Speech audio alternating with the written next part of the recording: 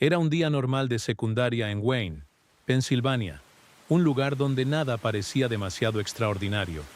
Pero detrás de los pasillos familiares y el zumbido de la charla adolescente, había un estudiante que hacía que todo pareciera mal.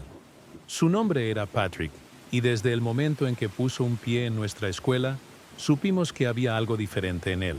Al principio fue sutil, un aura extraña que lo rodeaba, algo que hacía que incluso los profesores más confiados se detuvieran cuando hablaban con él. Pero muy pronto, sus peculiaridades se convirtieron en algo mucho más inquietante. Patrick no era como los demás niños. Tenía una forma de caminar inquietante, lenta, deliberada, como si cada movimiento estuviera calculado. Su rostro estaba inexpresivo y sus ojos estaban vacíos. Era como si estuviera perpetuamente perdido en un mundo que no podíamos ver. Un mundo donde no tenía que obedecer las mismas reglas que el resto de nosotros. La ropa de Patrick era otra indicación de que era diferente. Llevaba la misma sudadera con capucha gris todos los días, y nunca parecía importarle la suciedad o el olor que se adhería a ella. La sudadera con capucha era una constante, como un escudo que mantenía al mundo a raya. Y luego estaban sus gafas de sol, siempre colocadas sobre su nariz, incluso en interiores, incluso cuando no brillaba el sol. Nadie vio nunca sus ojos, en realidad no. Y tal vez eso fue lo mejor. No pasó mucho tiempo antes de que los rumores comenzaran a difundirse. Patrick afirmó que era un demonio. Al principio, todos nos reímos de ello, considerándolo las divagaciones de un adolescente con problemas, pero rápidamente quedó claro que algo andaba mal. No hablaba mucho, pero cuando lo hacía, a menudo hablaba de lo sobrenatural, los demonios y las fuerzas de otro mundo. Sus palabras quedarían flotando en el aire mucho después de su partida, como si la oscuridad de la que hablaba permaneciera detrás de él. Y por mucho que quisiéramos descartarlo como un simple excéntrico solitario, había una intensidad inquietante en sus palabras que nos hizo preguntarnos, ¿hablaba en serio? Patrick no tenía amigos, pero tenía una manera extraña de adoptar a las personas. Si él decidía que eras digno de su atención, eras adoptado en su extraño mundo. No importaba si no querías ser parte de ello. Una vez que fuiste elegido, no había forma de escapar. Y por alguna razón inexplicable, fui uno de los pocos que fueron adoptados. Fue inquietante, por decirlo menos. Un día simplemente se acercaría, a ti te tocaría el hombro y te diría, «¿Eres adoptado?» Ninguna explicación, sin previo aviso. Y así eras parte de su pequeño y extraño círculo, marcado por su extraño reclamo. Al principio no lo tomé en serio, no creía en los demonios y ciertamente no creía que Patrick tuviera ningún poder real. Pero no tenía idea en lo que me estaba metiendo.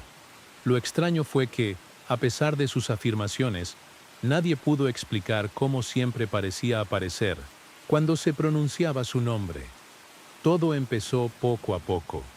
Susurros en los pasillos, conversaciones informales entre amigos, pero había algo en la presencia de Patrick que ponía nerviosa a la gente, y algunos de nosotros comenzamos a probar los límites de los extraños rumores que lo rodeaban. Un día, mientras estábamos detrás de la escuela, sentados en los refugios, charlando y pasando el tiempo, nos encontramos hablando de Patrick, específicamente de su obsesión con Gaby. Gaby también había sido adoptada por Patrick, aunque era mucho más obvio que estaba enormemente enamorado de ella. Todos nos reíamos de ello, burlándonos de ella como lo hacen los amigos, pero había algo en la conversación que se sentía mal. Parecía que estábamos traspasando límites que no deberíamos. Mientras bromeábamos, seguimos sustituyendo el nombre de Patrick por un apodo para evitar decirlo directamente. Pero ese día, Laura, otra amiga de nuestro grupo, cometió un desliz. Dijo su verdadero nombre 3 veces seguidas. La habitación quedó en silencio. Segundos después, Patrick apareció de la nada. Él no se acercó. No hizo ningún ruido. En un momento, había un espacio entre nosotros. Y al siguiente, él estaba parado encima del dugout, con un bate de béisbol en la mano. Sus ojos fríos escanearon al grupo y, por una fracción de segundo, el tiempo pareció congelarse. Nadie sabía qué hacer o decir. No era una amenaza, pero lo repentino de su aparición y la extraña calma en su postura me provocaron escalofríos. Todos estábamos atónitos, sin saber cómo reaccionar. Patricio no dijo nada. Simplemente nos miró fijamente. Su rostro era una máscara en blanco. Levanté la mano en un pequeño gesto, tratando de romper la tensión, y él asintió en reconocimiento antes de saltar del dugout y alejarse sin decir una palabra más. Después de eso, no hablamos durante un rato. No fue el típico encuentro de la escuela secundaria.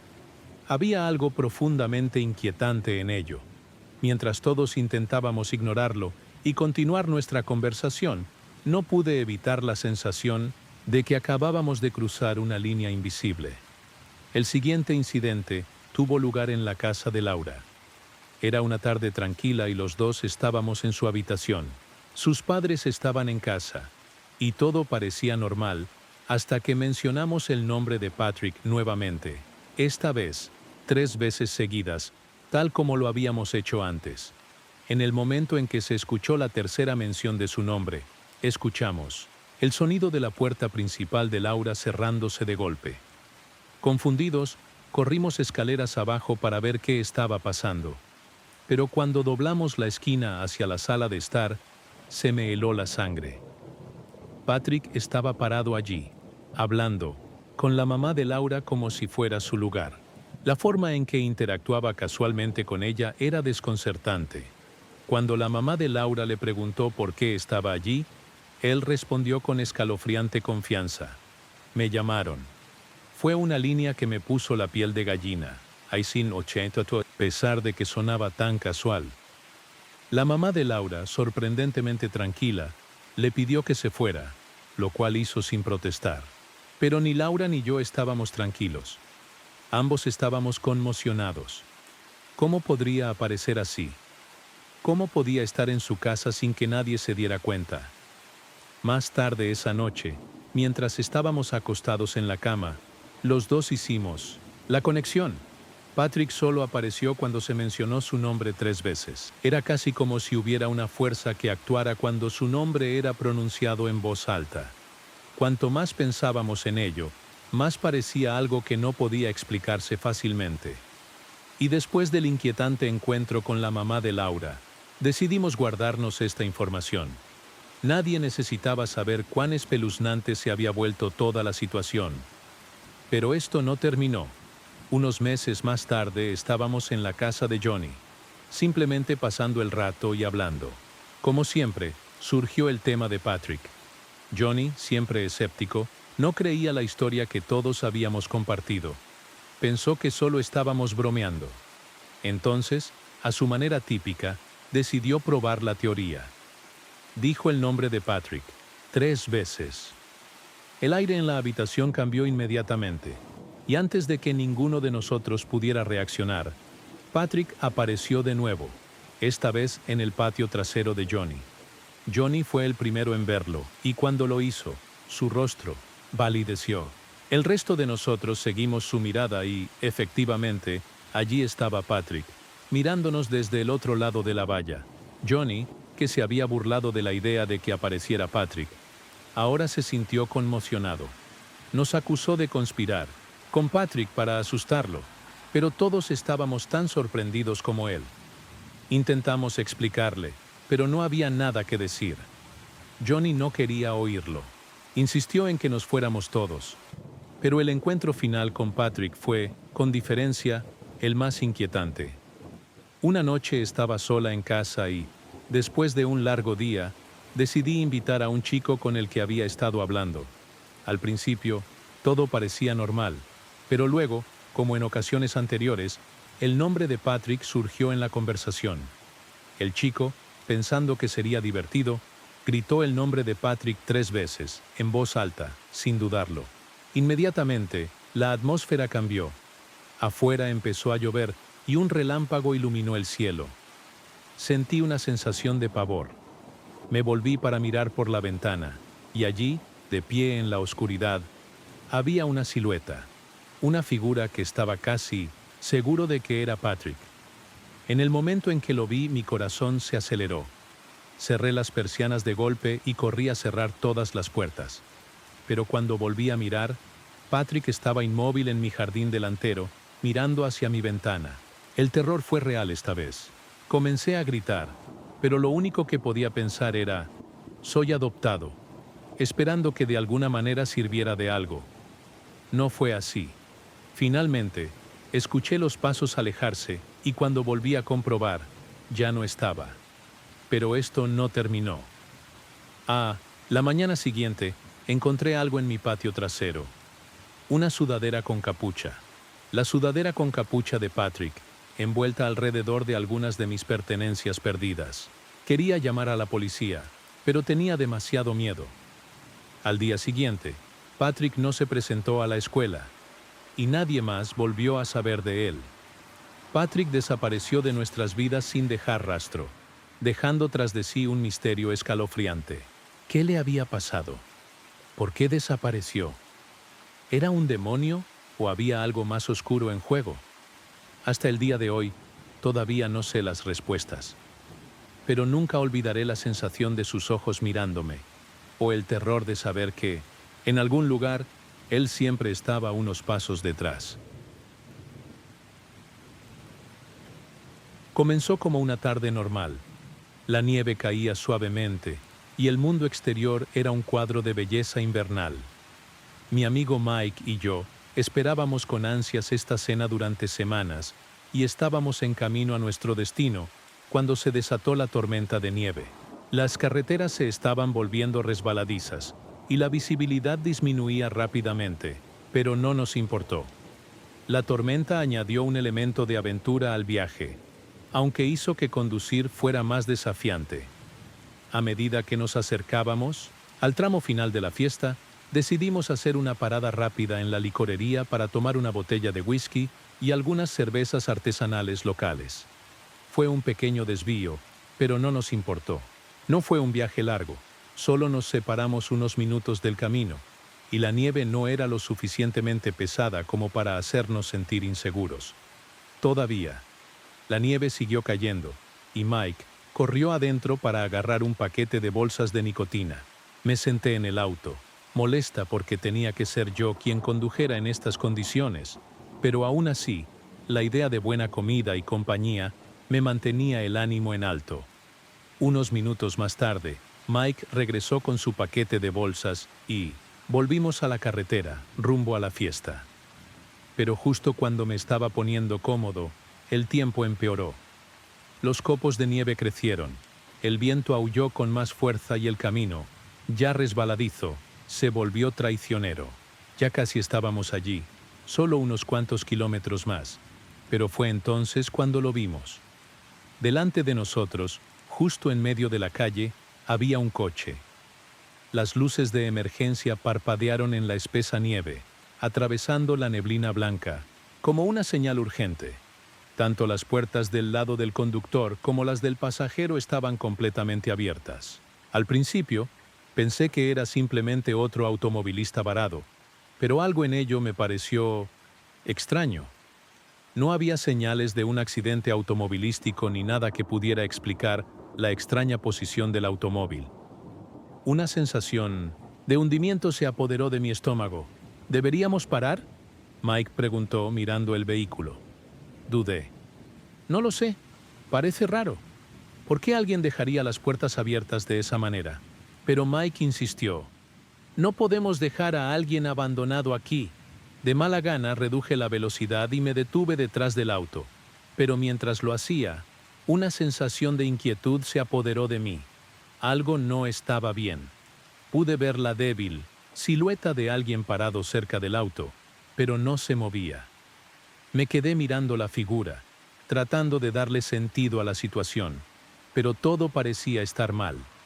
Nos quedamos sentados en silencio durante unos segundos, mientras la nieve seguía cayendo pesadamente a nuestro alrededor. Mike finalmente rompió el silencio. Vamos a comprobarlo. No quería, pero acepté de mala gana. Si había alguien en problemas, no podíamos simplemente dejarlo afuera en la tormenta. Apagué el motor y ambos salimos del auto, caminando hacia el frío, la nieve crujiendo bajo nuestros pies. Cuanto más nos acercábamos al vehículo, más inquietante se volvía. El aire se sentía denso, tenso, como si algo estuviera a punto de suceder. Miré nerviosamente a mi alrededor, pero la calle estaba completamente vacía. No había otros coches, ni señales de vida, solo el viento aullante y la nieve que caía. ¿Hola? Mike gritó, su voz cortando el silencio. No hubo respuesta. Caminamos con cautela hacia el auto y fue entonces cuando la vi. Una mujer mayor, parada cerca de la puerta abierta, luciendo aturdida. Al principio ella no pareció darse cuenta de nuestra presencia. Era como si estuviera en trance, mirando a lo lejos. Sentí una punzada de preocupación. No parecía estar en peligro inmediato, pero claramente no se encontraba en buen estado. ¿Estás bien?, pregunté, mi voz suave, tratando de no asustarla. Su cabeza giró bruscamente ante el sonido de mi voz. Hubo un cambio repentino en su comportamiento, una mirada de pánico, rápidamente reemplazada por algo más frío, más calculador. Antes de que pudiera reaccionar, la puerta del coche se cerró de golpe detrás de nosotros y dos hombres emergieron de detrás de un banco de nieve. Iban vestidos con chaquetas gruesas y sus rostros oscurecidos por bufandas y sombreros. Pero pude ver sus ojos, fríos, decididos, calculadores. Antes de que pudiera dar un paso atrás, uno de los hombres sacó un arma y me apuntó. «Sube al auto», ordenó, en voz baja y peligrosa. Me congelé. Mi corazón latía con fuerza en mi pecho. Mike y yo intercambiamos una breve mirada, y fue entonces cuando me di cuenta de que la situación había ido de mal en peor. La mujer que parecía aturdida hace unos momentos, ahora estaba parada junto al auto, con una fría sonrisa en sus labios. «Ya, los tenemos», dijo uno de los hombres, acercándose, con el arma todavía apuntándonos. «No irás a ninguna parte». «¿Por qué?», logré decir algo ahogado. Mi voz apenas era un susurro. «¿Qué deseas?». «Solo nos aseguramos de que no acudas a la policía», dijo el segundo hombre con palabras llenas de amenaza. «Ahora súbete al coche». No sabía qué más hacer. Me di cuenta de que Mike estaba considerando sus opciones, sopesando las probabilidades. Pero antes de que cualquiera de nosotros pudiera hacer algún movimiento, la mujer dio un paso adelante y les entregó a los hombres un juego de llaves del auto. Fue entonces cuando me di cuenta de que no se trataba de una avería aleatoria del coche. Esto fue una trampa. Toda la escena fue una trampa. No solo buscaban nuestras billeteras, buscaban algo mucho peor. El primer hombre le gritó una orden a la mujer, y ella rápidamente me empujó al asiento trasero del auto y se subió, a mi lado. El segundo hombre subió al frente y el primero se le unió. No perdieron el tiempo, pusieron en marcha el motor y se alejaron a toda velocidad hacia la noche nevada. «No intentes nada», advirtió el hombre que iba delante con voz escalofriante. «Te dejaremos ir una vez que hayamos terminado contigo». Mi mente se aceleró. ¿Cómo terminamos aquí? ¿Cómo habíamos sido tan descuidados?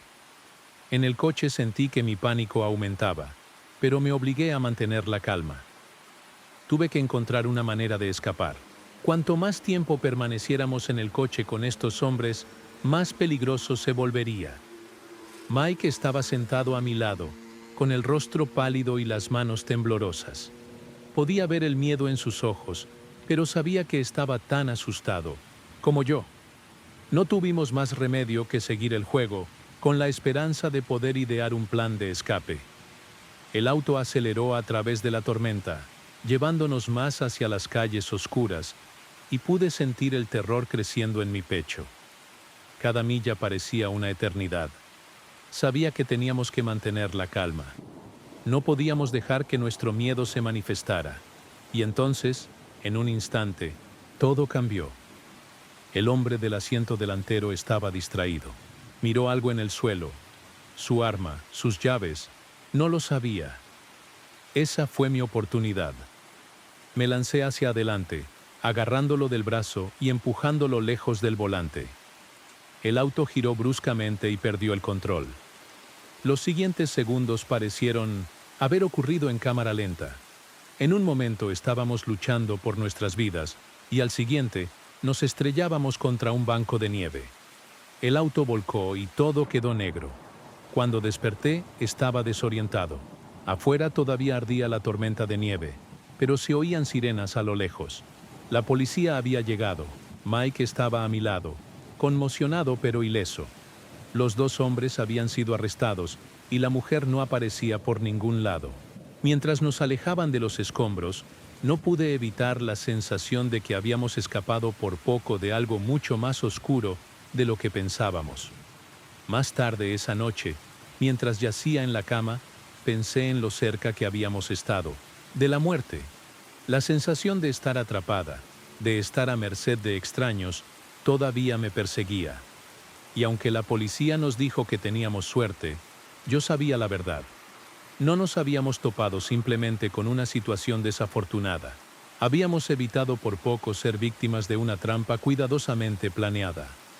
A partir de ese día, nunca más volví a mirar de la misma manera un coche varado. Nunca se sabe quién o qué podría estar esperándote en medio de la tormenta de nieve.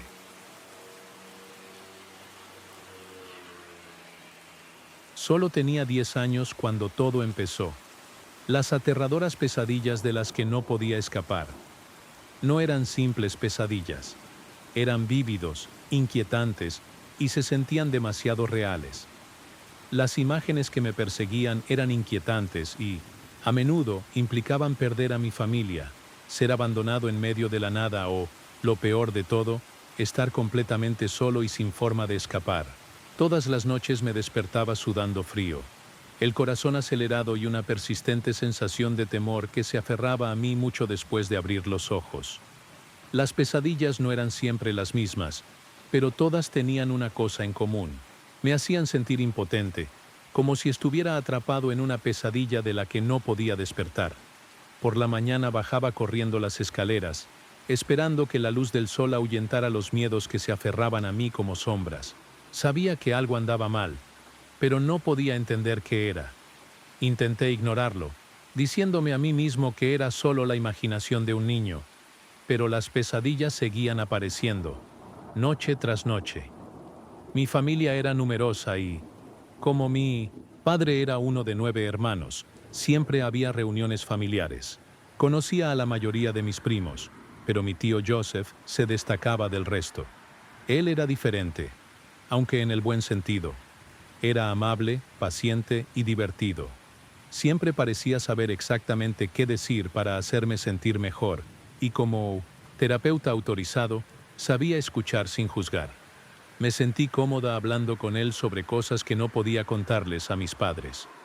Un verano, las cosas empeoraron. Después de una pesadilla particularmente vívida, decidí confiar en el tío Joseph. Nunca me había sentido tan abrumada por el miedo, y sabía que necesitaba ayuda. Me daba vergüenza decírselo a mis padres, por lo que el tío Joseph me pareció la mejor opción. Escuchó atentamente mientras le explicaba las imágenes de mis sueños, la soledad, el aislamiento y el miedo que se apoderaba de mí cada vez que cerraba los ojos. Con una expresión de preocupación en su rostro, el tío Joseph prometió que me ayudaría a superar esto. Me explicó que mis sueños eran una señal de algo más profundo, alguna frustración no resuelta con mis padres que se manifestaba en mi subconsciente. No entendí del todo lo que quería decir, pero confié en él. Después de todo, era mi tío y un profesional. Sabía de lo que estaba hablando. La solución del tío Joseph fue simple, o eso parecía. Me sugirió que hiciera algo de autorreflexión, para ayudarme a comprender mejor mis sentimientos hacia mis padres. A la edad de 10 años, no sabía lo que eso significaba, pero estaba ansioso por detener las pesadillas. Hice lo mejor que pude para seguir su consejo, pero cuanto más lo intentaba, más parecían intensificarse las pesadillas. Ya no solo daban miedo, eran gráficos, vívidos e inquietantes. Después de unos días de intentar cambiar mi comportamiento, siendo más desobediente con mis padres, discutiendo con ellos cuando no me salía con la mía, las pesadillas solo empeoraron. Se volvieron más gráficos, más reales, y me agotaron emocionalmente. Estaba nerviosa todo el tiempo y todas las noches temía el momento en que tenía que quedarme dormido. Sentí que estaba perdiendo el control y mi mente parecía desmoronarse. Un día, el tío Joseph me preguntó cómo me sentía. Le expliqué que las pesadillas no habían cesado, solo habían empeorado. Su respuesta me tomó por sorpresa. Me dijo que mi cerebro era demasiado maduro para mi cuerpo joven y que necesitaba liberarlo. Sus palabras fueron crípticas y no tenía idea de lo que quería decir. Prometió que si tenía una pesadilla más, me diría lo que tenía que hacer. Estaba aterrorizado. ¿Qué quiso decir con liberar mi cerebro? No entendí, pero estaba desesperada. Esa noche, me desperté antes de que la pesadilla pudiera siquiera comenzar. No podía moverme. No me sentía como si tuviera parálisis del sueño, pero estaba congelada, incapaz de respirar o mover un músculo. Me quedé mirando la pared, demasiado asustada para siquiera parpadear. El silencio en la habitación era ensordecedor y no sabía lo que me estaba pasando. Y entonces lo oí. Susurros. Susurros. Suaves y familiares, justo al lado de mi oído. Era la voz del tío Joseph. Podía oírlo susurrar mi nombre, su cálido aliento contra mi piel. Mi corazón casi se detuvo en mi pecho. Me di vuelta presa del pánico y grité, pero en el momento en que lo hice, lo vi. El tío Joseph estaba de pie en mi habitación, con el rostro pálido, los ojos muy abiertos y una sonrisa extraña e inquietante en los labios. Antes de que pudiera reaccionar, rápidamente salió de la habitación y cerró la puerta detrás de él. Mi mente estaba acelerada. ¿Estaba todavía soñando? ¿Estaba despierto? No podría decirlo. Bajé corriendo a la habitación. De mis padres, mi cuerpo temblaba. No sabía lo que estaba pasando, pero algo andaba terriblemente mal. Mi papá no perdió un momento. Irrumpió en la habitación del tío Joseph, exigiendo respuestas.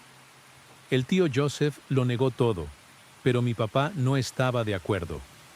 Estalló una pelea entre ellos, y en medio del caos, mi papá agarró una cartera que el tío Joseph siempre llevaba consigo. Empezó a rebuscar en él, con las manos temblando de ira. Lo que encontramos dentro fue horroroso. Había páginas y páginas de notas escritas a mano, artículos sobre sueños, particularmente pesadillas, y extrañas técnicas para inducirlos.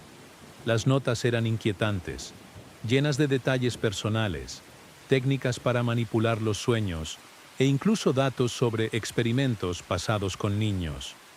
Nos dimos cuenta de que el tío Joseph me había estado utilizando a mí, y posiblemente a otros niños, para sus propios propósitos enfermizos.